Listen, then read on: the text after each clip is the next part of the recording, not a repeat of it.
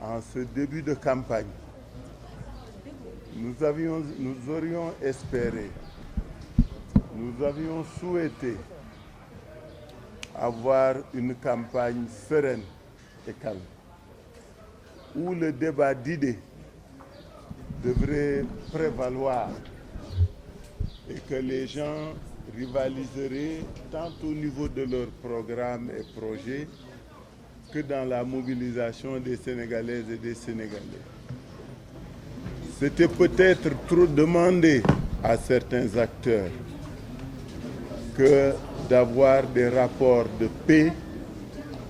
que d'avoir des attitudes de paix et qu'on ne connaisse pas cette situation de désastre à laquelle nous sommes confrontés ce matin. C'est bien dommage.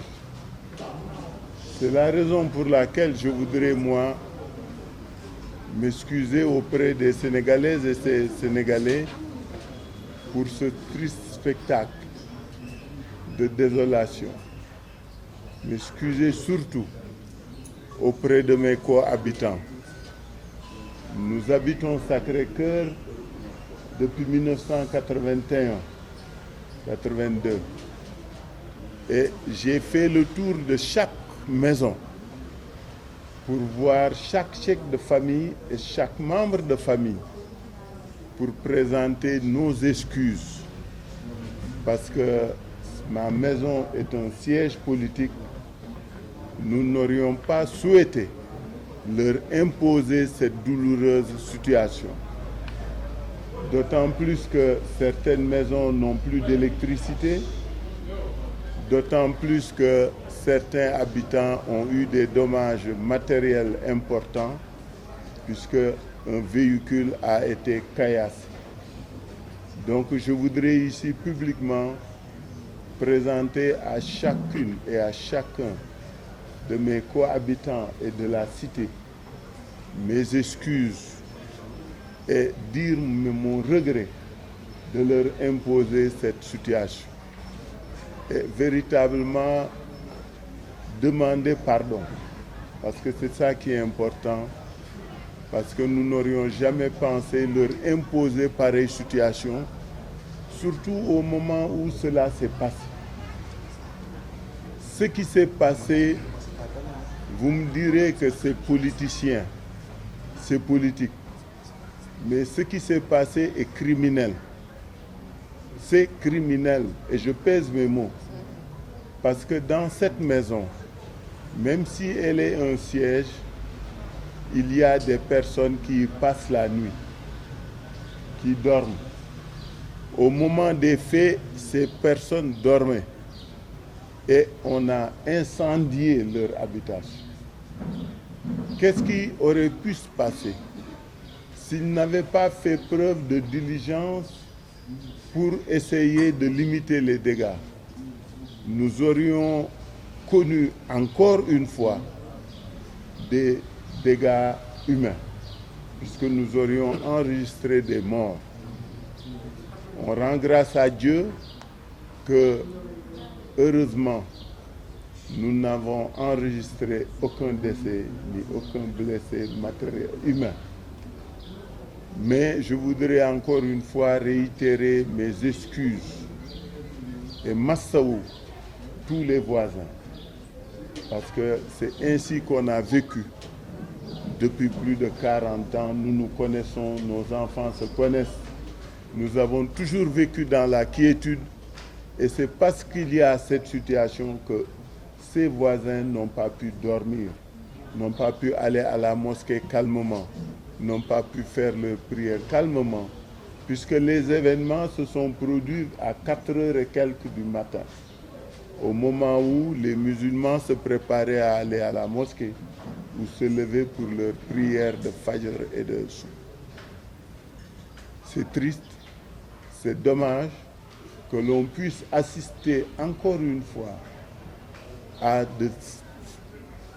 pénibles spectacles. En tout cas, je suis très peiné par ce que j'ai vu, par ce C'est la raison pour laquelle je voudrais en tout cas inviter les uns et les autres à plus de responsabilité,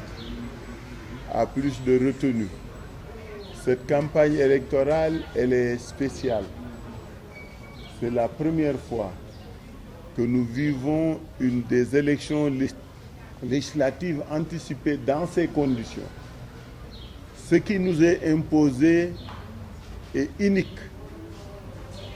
C'est unique aussi. On nous invite, on nous impose de faire une élection dans des conditions comme celle-ci.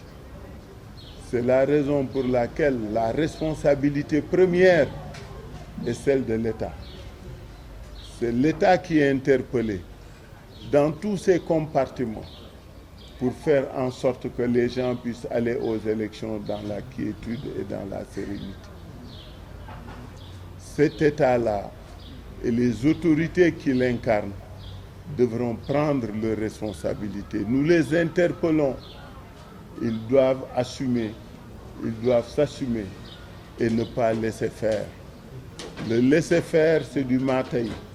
Le laisser faire, c'est inciter les uns et les autres à se venger. Certainement, peut-être que c'est ça leur calcul.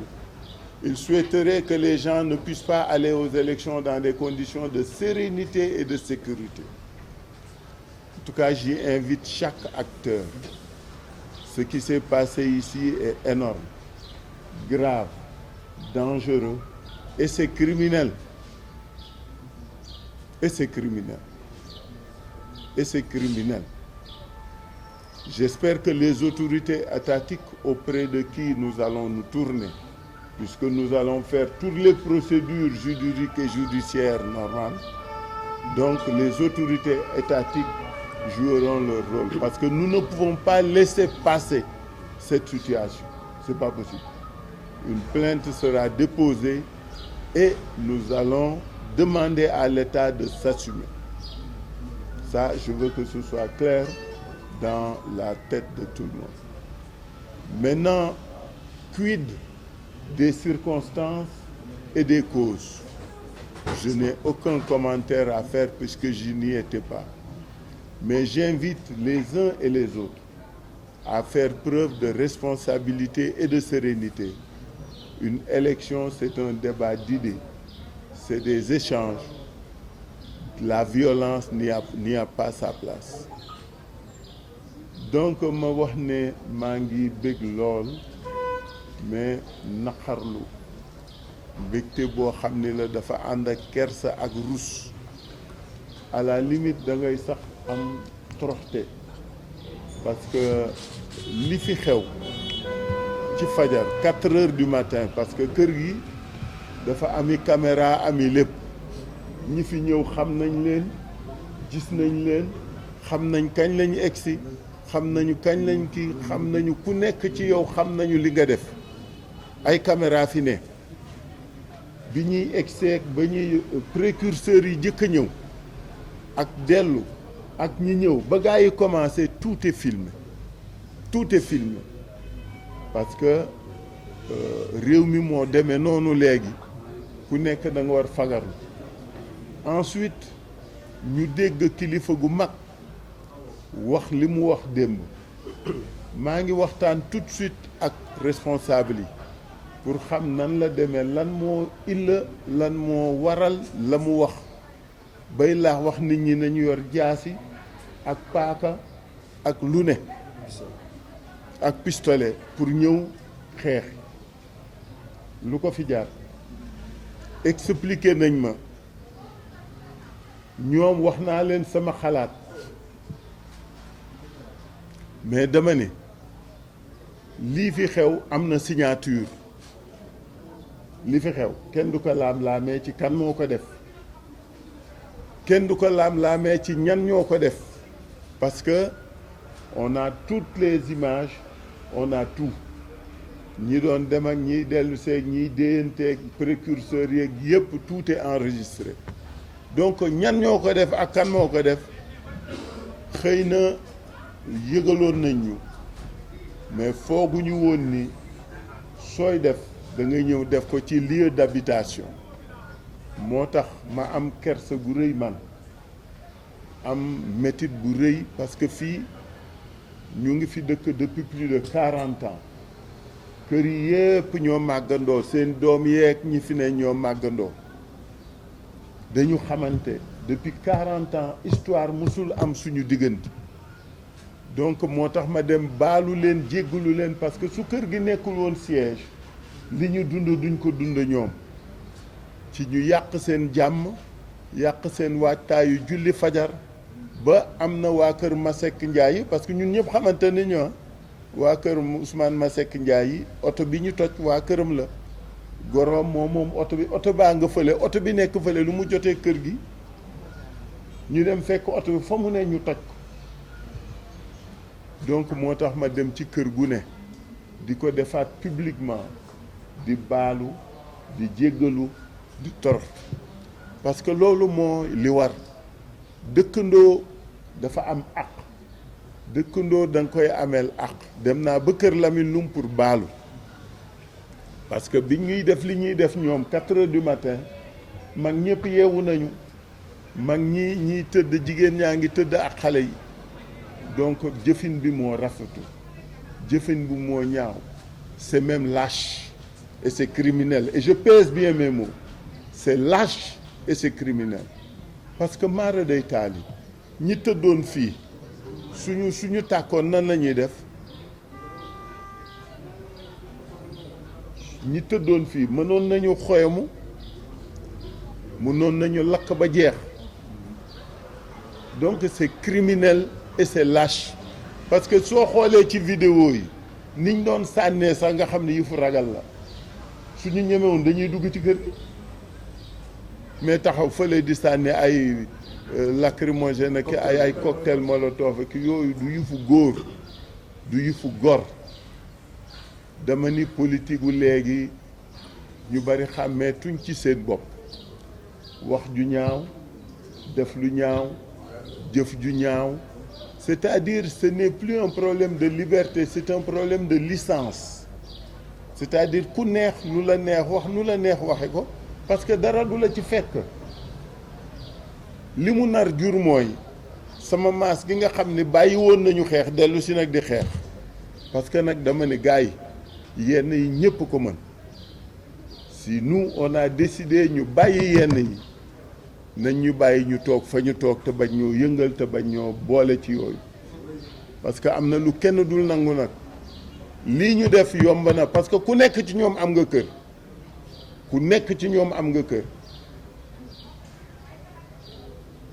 ku nekk ci ñoom am nga kër te ku nekk ci ñoom xam nañ fa nga dëkk buñ may wax loo moi cette affaire vous m'avez vu j'ai pris beaucoup de recul parce que dama ni li war mooy nañu def débat bu serein débat wu d'idée débat de projet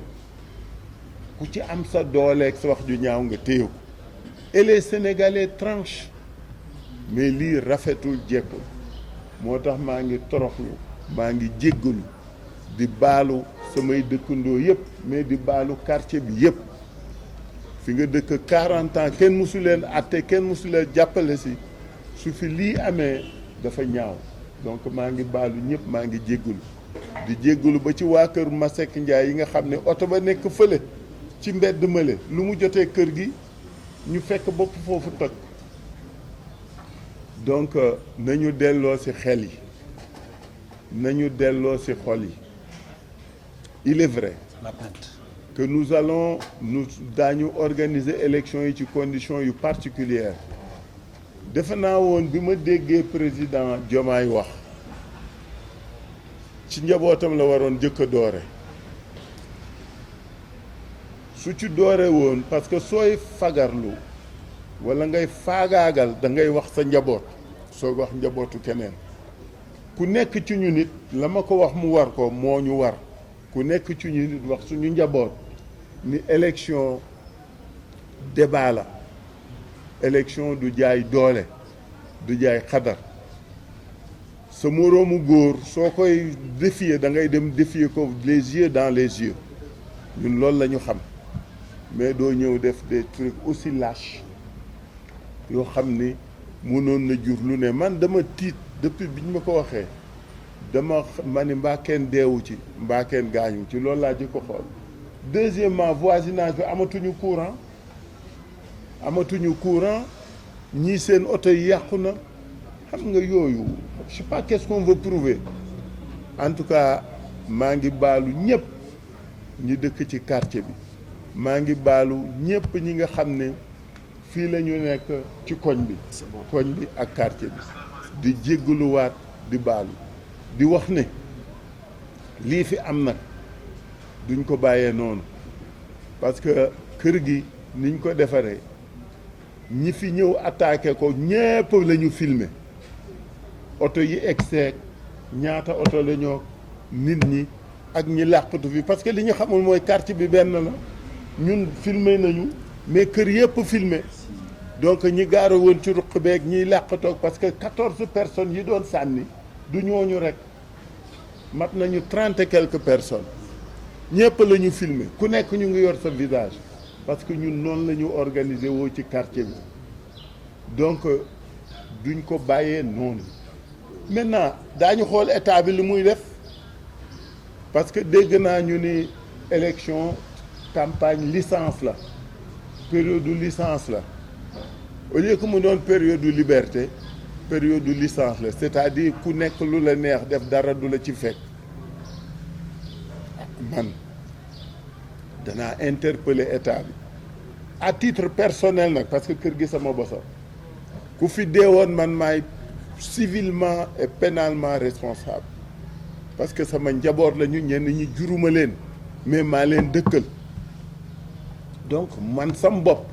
maay jëkk a porter plainte danaa porter plainte danaa interpeller état bi danaa interpeller ñëpp parce que il faut que lii dakk fi premier jour campagne la wu lii waratul am feneen moo tax ñi sama ginnaaw it dama leen di woo ni fayaloowuñu kenn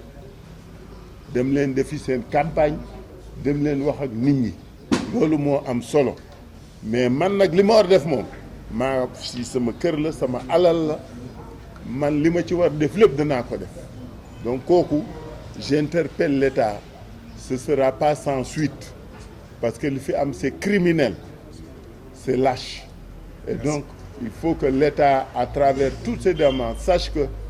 li ci war nekk daañ ci nekk maa ngi leen di gërëm di jéggalu nag ci kàddu gi bu fekkee dafa dëgër wala mu am lu ci lii amul kii maa ngi koy jéggalu di jéggaluwaat sama dëkkandoo yi